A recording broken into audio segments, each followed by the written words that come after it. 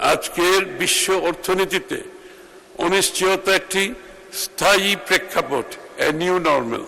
প্রস্তাবিত ২০২৬-২৭ অর্থ বছরের বাজেটে রাজস্ব প্রাপ্তির লক্ষ্য ধরা হয়েছে ৬,৯৫,০০০ কোটি টাকা, যা ২০২৫-২৬ অর্থ বছরের চেয়ে ১,০৭,০০০ কোটি টাকা বেশি। দেশ ও জনগণের প্রতিটি রাজস্বের বড় অংশ আসবে কর থেকে, যেখানে এনবিআর নিয়ন্ত্রিত কর আদায়ের লক্ষ্য নির্ধারণ করা হয়েছে ৬,০৪,০০০ কোটি টাকা, যেখানে গত অর্থ বছরের সংশোধিত লক্ষ্যমাত্রা ছিল ৫,০৩,০০০ কোটি টাকা।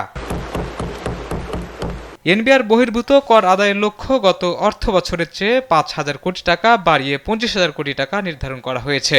একই সঙ্গে কর বহির্ভূত আয় ধরা হয়েছে ৬৬,০০০ কোটি টাকা। একটা অ্যাম্বিশাস টার্গেট এনবিআরকে দিয়েছেন, যেটা কোনোদিনই ওনাদের পক্ষে বর্তমান অবস্থায় এনবিআরকে রেখে এটা আদায় করা সম্ভব নয়। অর্থনীতিবিদদের মতে শুধু করের হার বৃদ্ধি নয়, বরং কর প্রশাসনের দক্ষতা বৃদ্ধি, ডিজিটাল নজরদারি এবং নতুন করদাতা অন্তর্ভুক্তির মাধ্যমে রাজস্ব আদায় বাড়াতে হবে।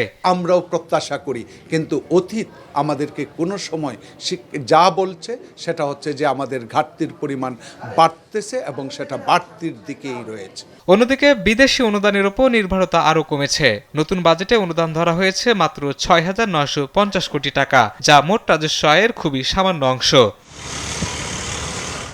শাহিনুল ইসলাম সাগর, দেশ টিভি, ঢাকা।